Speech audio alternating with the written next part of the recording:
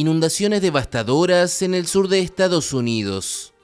Al menos una veintena de personas murieron y decenas han desaparecido en el estado de Tennessee, golpeado desde el sábado por tormentas calificadas por los meteorólogos de históricas que dejaron al menos 38 centímetros de lluvia. Caminos rurales, carreteras estatales y puentes fueron arrasados y miles de personas se quedaron sin electricidad.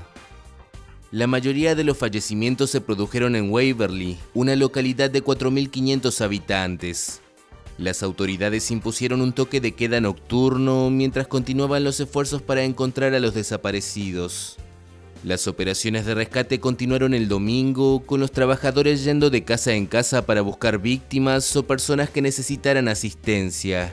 En una conferencia de prensa, el presidente Joe Biden expresó su más sentido pésame por la repentina y trágica pérdida de vidas. Deepest condolences for the sudden and tragic loss of life